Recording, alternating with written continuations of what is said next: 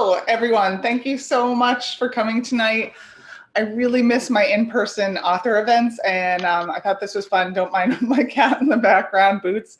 I thought this would be fun to do another one of these about my first novel, The Saturday Evening Girls Club. I am going to talk about how I first learned about the club and the history of the Saturday Evening Girls Club, the history behind the story, and how I wove that history into the novel, and also a little bit about how I first got published.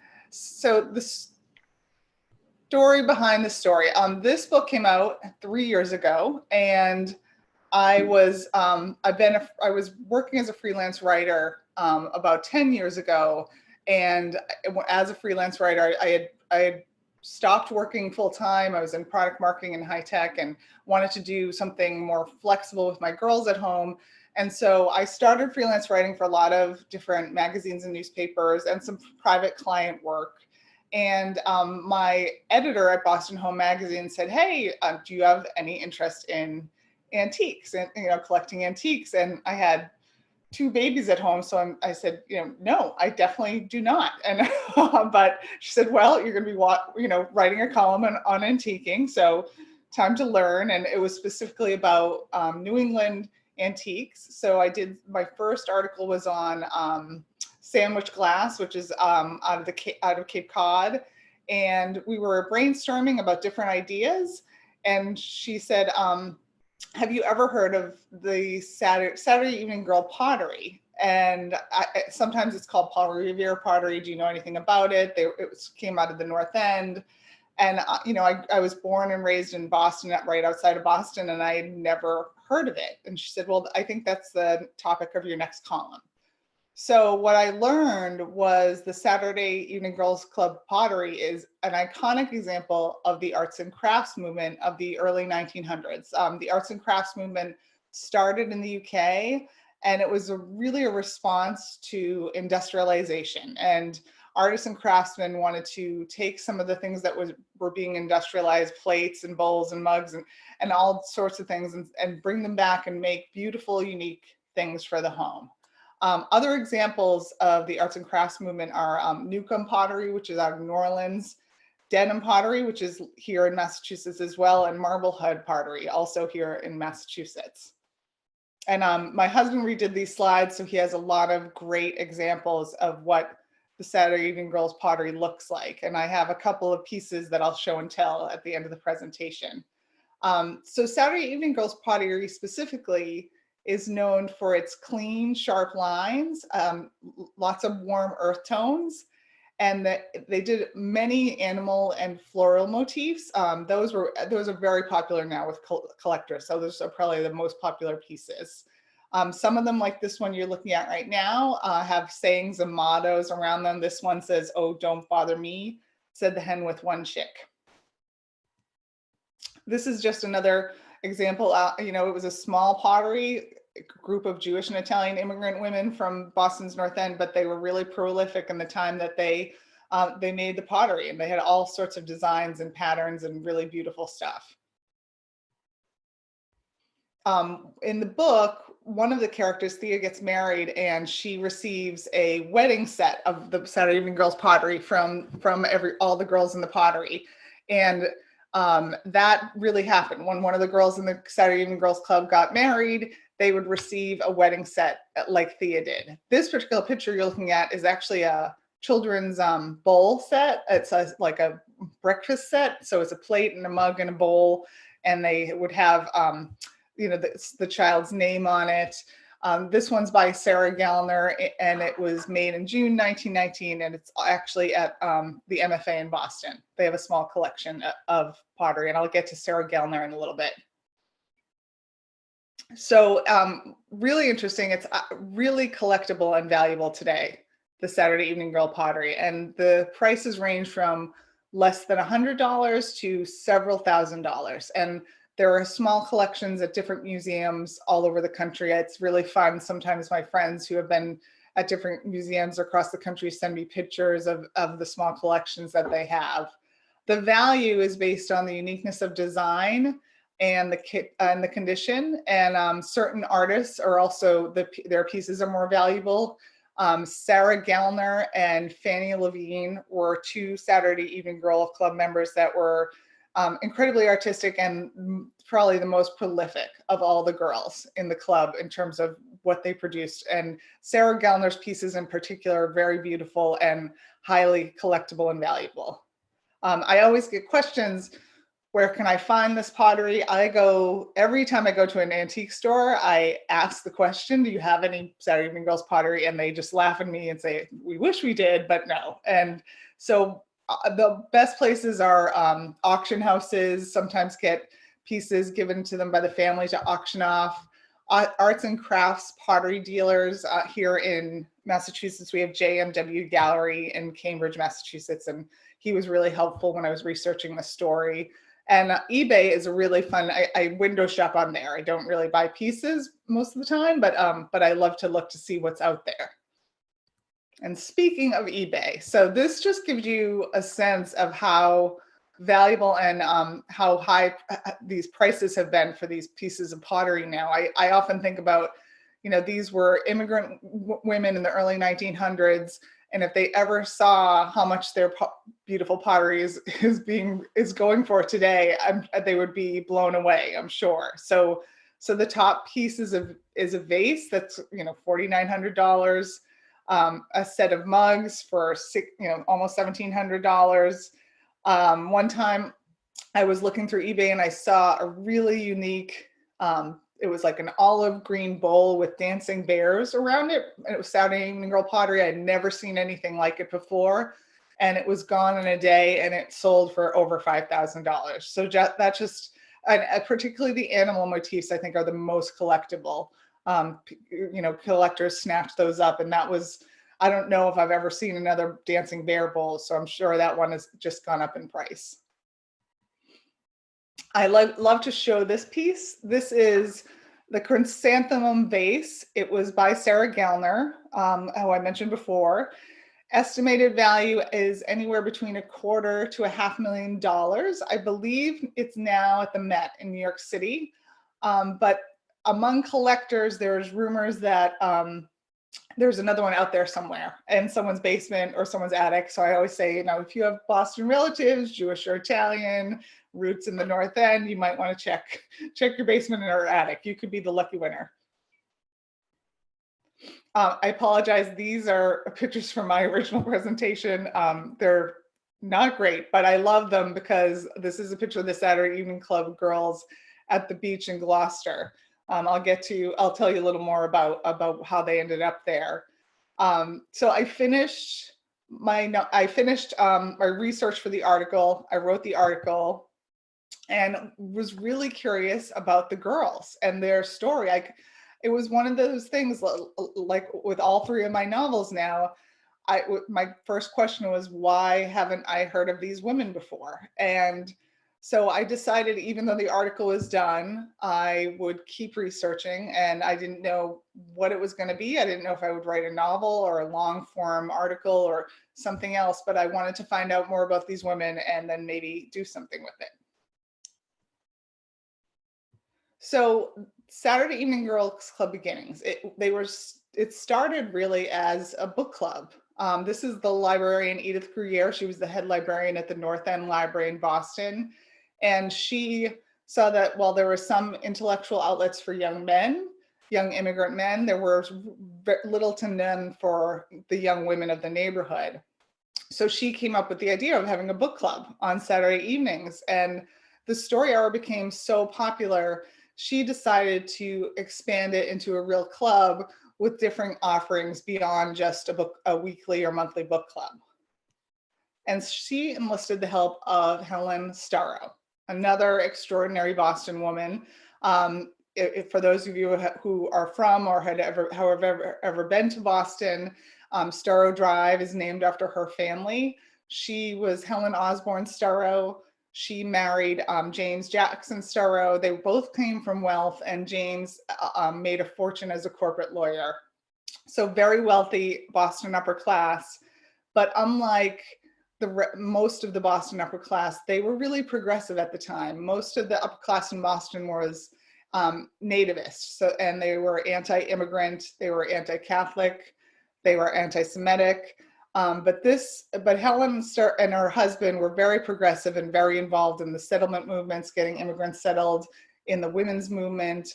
And so she had been involved with the North End and with the settlement movement there, and she had become friends with Edith Grier and so when Edith pitched this idea for this woman, this young woman's book, this young woman's club, Helen said, absolutely, and I will help you in any way I can. So in her generosity, Starro purchased a brownstone, a 4-story brownstone on 18 Hull Street in Boston's North End for the club.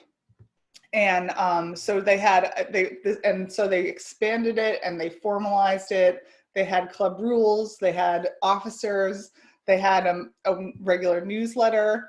And what Helen and Edith did is they pulled from all their contacts. They were very well connected in Boston, and they had professors from universities and doctors and lawyers and rabbis and priests from all over the city of Boston come and speak to these young women and really give them kind of an informal higher education, and which was extraordinary. They did do dancing and dramatic productions too. Helen was really into folk dancing, so she made all the girls learn how to folk dance. Dramatic productions, I mentioned there's one chapter in the story where the girls perform The Merchant of Venice for Isabella Stewart Gardner at her mansion in Back Bay, and they are not treated well they do it as kind of to raise funds for the club, but the way that they were treated by upper-class women in Boston was not great, and that was based directly on my research. So Helen and Edith Grier came up with the idea of starting some sort of business. They said, because a lot of these girls were working in terrible factory jobs, and so they were brainstorming, what type of business could we do? And they enlisted the help of Edith Brown, who was Edith Grier's partner and a trained artist. She studied at the MFA. She was incredibly talented. And so, actually, I'll show you this slide. She was a children's illustrator, and I think you'll see that her aesthetic, comes into the pottery later. One thing I want to mention, Edith Brown and Edith Grier, they were partners. They ended up living at the top of the Hull Street brownstone. And in my first few drafts of the novel, I included both of them as characters because Edith Brown obviously contributed greatly to the club and the pottery as well. But Edith Brown was an incredibly private person, so I could not get a read on who she was. She was very hard to research. Edith Brown was more out there. She wrote an autobiography. I could find some things in different archives.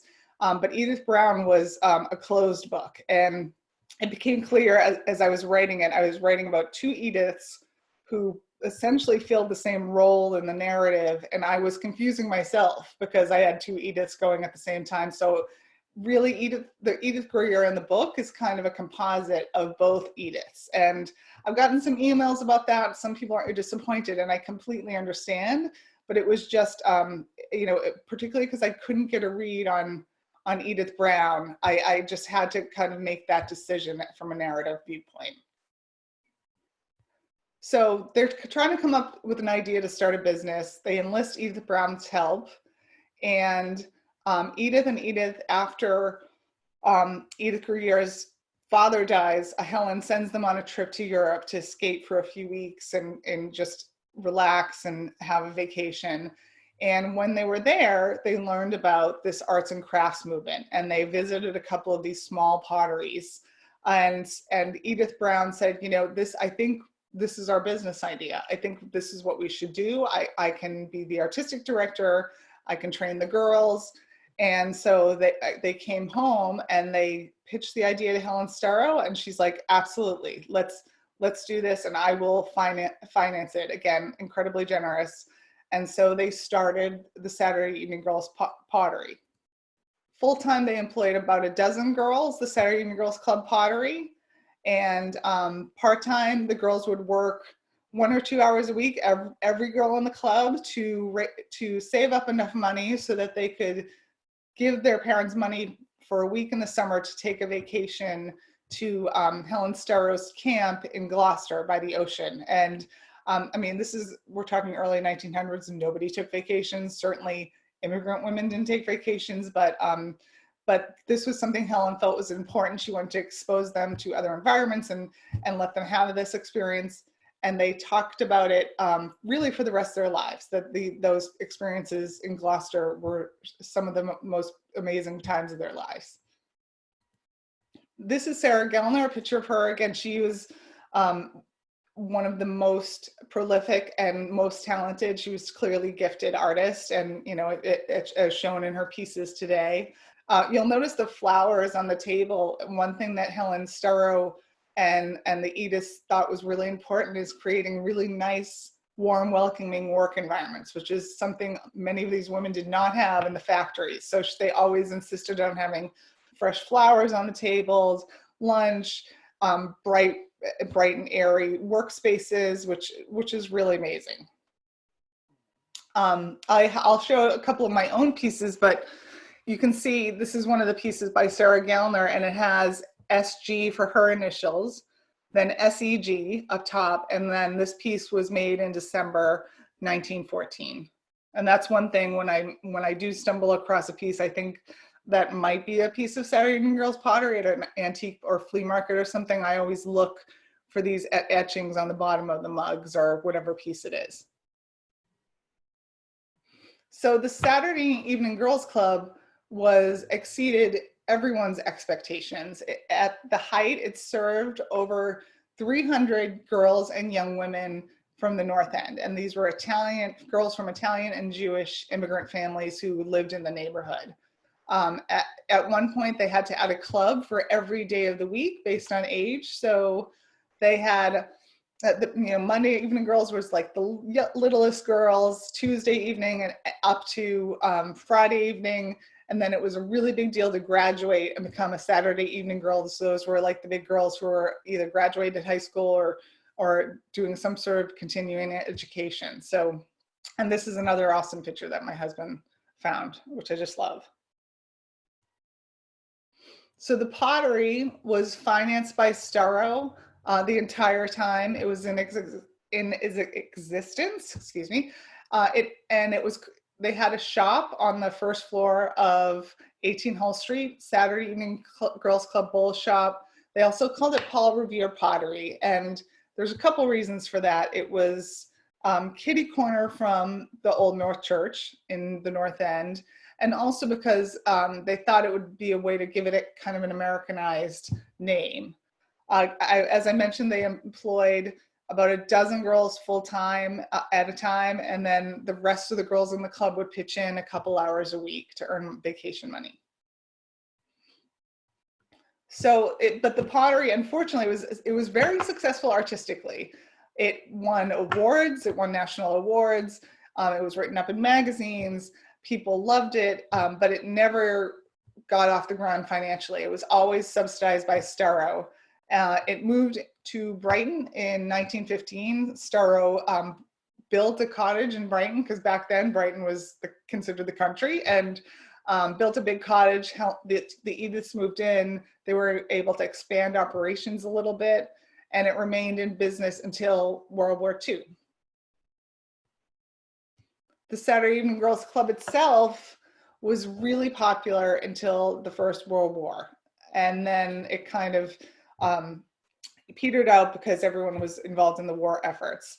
But the club members themselves had reunions until they were well into old age, which I loved hearing about and reading about in my research. One thing that I thought was fascinating when I was doing research, there's a local historian, Kate Larson. She's written some terrific history books, and I found her doctoral thesis on Saturday Evening Girl Club members versus non-club members in the North End in that time period. And what she found was that club members were more upwardly mobile over the course of their lifetimes. They were better educated, and they had better paying jobs over the course of their lifetimes. And one thing that I I mentioned in the book, one of the girls receives a scholarship from Helen Starro, Ada, and Helen, I never was able to figure out an exact number, but she paid for these girls to go, many of these girls to go to college, to go on to some sort of education beyond high school at a time, you know, again, early 1900s, it was almost unheard of, but she was extraordinary in that way, and obviously changed the trajectory of the girls' lives. So writing the Saturday Evening Girls Club. So I had all this research, and I had, you know, always dreamed of writing a novel. I'd done some different fiction writing. I'd taken some courses in my 20s and early 30s. And I said to my husband, you know, I think this is it. I think this is the novel, my first novel that I'm going to write and get published. And he's like, it's always been super supportive. So said, absolutely, go for it. And I said, how hard can it be?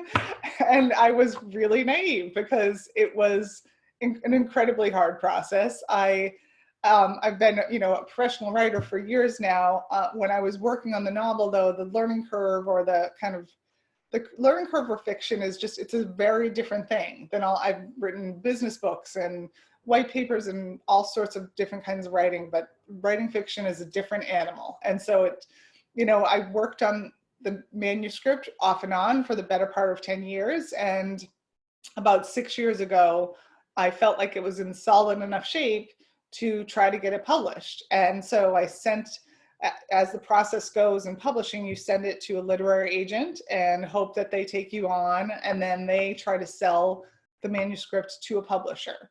So I sent the manuscript. I mean, I pitched probably over, I have the Excel spreadsheet somewhere. I pitched over 75 agents over the course of a few months. And I immediately started getting really good feedback from them. Many of them asked for the full manuscript, which, if you know anything about publishing, that's a hugely good sign. It's a really good sign. And I felt pretty confident that one of them would sign me.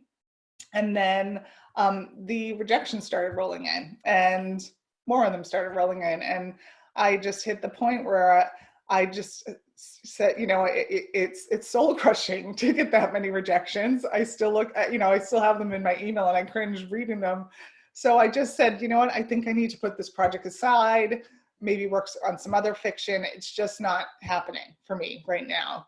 And so I put this book aside, you know, on my computer, and for about 3 years. And then actually, so it was 4 years ago now, I took my mother-in-law to see the movie Brooklyn, which is by the amazing author Combe Tobin, and it is an immigrant story about a Irish immigrant in New York City. And I came out of the movie, it was a great movie, but I was actually kind of mad, because I'm like, well, that's an immigrant story that got published. Like, I wrote an immigrant story, and I want, you know, why didn't mine get published? And so, but this was, again, it was a few years later, and part of publishing is timing and luck and the market. I think there, at that time, between Brooklyn and The Orphan Train and Hotel on the Corner of Bitter and Sweet, there was some terrific immigrant fiction coming out. And so I thought, maybe the timing was wrong, and I'm going to try one more time with this novel. And I took it, I dusted it off. I cut maybe a few thousand words, but it was very much the same story as it was before. I didn't change a whole lot. And so I started pitching again, started getting my list of agents again. And at the same time, I had heard about this contest called Kindle Scout. And what you did is send them your manuscript, and they put an excerpt of the manuscript on a website, and people, it's like crowdsourced publishing. People would vote on it, and if you won Kindle Scout, there was more than one winner, you would get a digital book deal. And I wanted like the full book deal, not just an ebook deal. But I had heard that through like the writing grapevine that editors and agents looked at Kindle Scout for possible projects to sign. So I put it up on Kindle Scout, and literally, and I still talk about it with her, the night I put it up, I said to my husband, I want Danielle Marshall of Lake Union Publishing, the head of Lake Union Publishing, to call, I'm putting it up there because I want her to see this and offer me a book deal. And we both like laughed, yeah, that's never going to happen, but it's fun to think about. And I knew that Lake Union would be a great fit for this story. I had stalked Danielle Marshall online, as you do when you're looking at editors and agents, and I just thought that would be my dream, to have it published by Lake Union. And so a month went by, and I found out that I won Kindle Scout, which was terrific, but I was a little disappointed because I still wanted the real book deal. And then 2 days later, I got an email and saying, Danielle Marshall of Lake Union Publishing would like to talk to you. And she called me the next day and offered me a book deal. And my head exploded. And it was, it was pretty amazing and shocking. When she talks about it, she tells the story in her talks, and I tell it because it was just one of those twists of fate that I still can't believe. And honestly, things moved very fast from there. And the book from years ago is pretty much the book that you're looking at right now on the screen. We didn't do many changes, which I was happy about. So as a lot of you know, my next novel was The Beantown Girls. A couple of themes that run through my novels. One of them is, lesser known stories in history. Why haven't I heard of these women? And the other one is, women who took a risk, who took a different path, and changed their minds about what was possible and changed their lives. So these are two pieces that one of them Charlie gave me when the book came out. It's actually, it's a trivet. I call it my chickie plate. It has that same saying as that slide, "Oh, don't bother me," says the hen with one chick. And then if you turn it around, it has SEG. And this one's by Fanny Levine, another prolific artist. And the date is April 1913. So get a look at that one, cheeky plate. This one I found on eBay, and it was very inexpensive because, as you can see, it has a lot of, I think it's been glued back together probably 5 or 6 times. But this is one of those children's cereal sets. I thought it was adorable. Lorraine, it says up top, in her plate. So somewhere out in the world, there's a mug and a bowl to match. I haven't found those. One of the reasons I bought this, though, is because it's hard to see the date or the artist, but it has, and I'll hold it up, the Paul Revere Pottery stamp, which is I haven't seen many of them. So if you can see, see if the lighting's that good. That's the Paul Revere Pottery stamp on the back of that one. And again, you can see all the cracks and where it's been glued back together multiple times. I see some people who are, like I said, I've just kind of can see a little bit of the chat window, and I wanted to give a shout out to the ladies from the old Greenwich, Connecticut book club. I saw them last fall and we had an awesome time. I brought my mom, and also I saw some from Club Red. I spoke with them. I kind of feels like just before all of this happened.